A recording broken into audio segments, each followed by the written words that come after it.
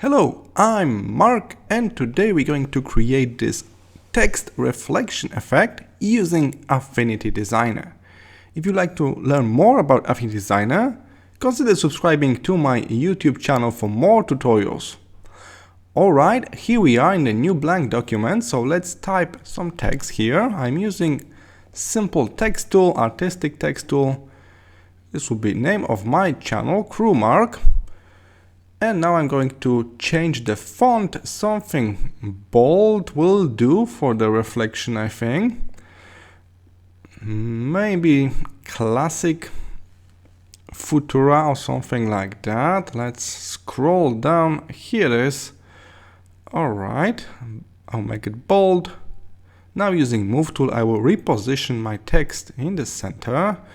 We can also use alignment panel for that. So here, align to the center. Perfect.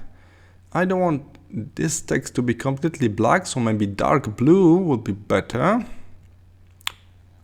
Move it down just a little bit. Let's left some space for the reflection, right?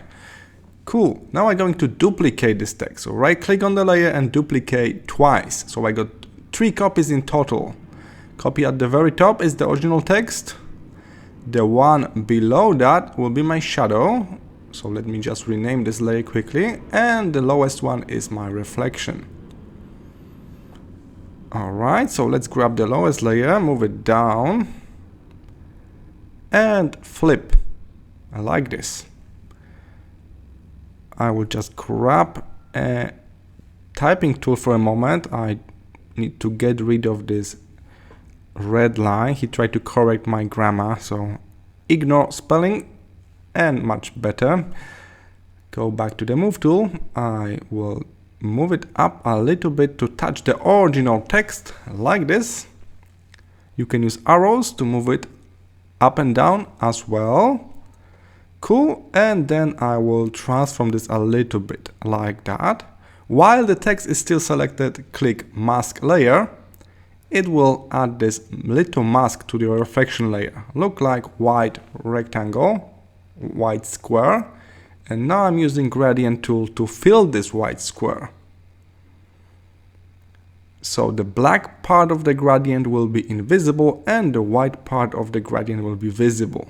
So I need pure black at the one end, a little bit of noise, and then you can move the slider up and down to adjust the reflection visibility. We should also reduce the opacity here for the whole layer, like this. And here's our reflection. It's invisible at the bottom and visible close to the original text. That's cool. How about this shadow layer? It's simply a copy of my text, right? So let's change the color of this copy to black. So click here, move it to the black. And now we need to transform this like this, make it flat. Place it just under the text. And we need to add blur to this. So layer style. And the very first effect, Gaussian blur. Move the slider to the right. And here's my blur text in black color. And it gives us nice shadow. Cool. Just like this. In my case, the opacity is perfect, so I don't need to adjust that for my shadow. Alright, we got text with shadow and reflection. What we need now is some kind of backdrop for it. So let me just draw a backdrop with rectangle tool. It's too dark, maybe more like this, no outline. It's at the very top now, so let's drag it to the bottom so we can see our text. I will make a duplicate of this rectangle and make it some kind of wall behind the text, so this will be a little bit darker. Nice. I want to blur this whole layer, so I got smooth transition. Because of that, I also blur the top, left and right edge, so I need to make it a little bit larger than the artboard. Like this. Alright, nice.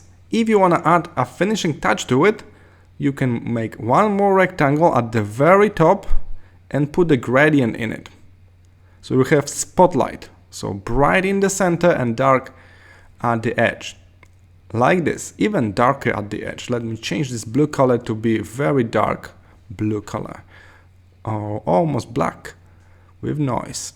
And this is like spotlight, so we need to blend this gradient into our artwork by changing the blending mode from normal to overlay. And as you can see now, it's very bright in the center and a little bit darker around the edges, so we're giving this like this natural light. Cool, so this way you can quickly create a reflection for your text with a very simple and clean backdrop.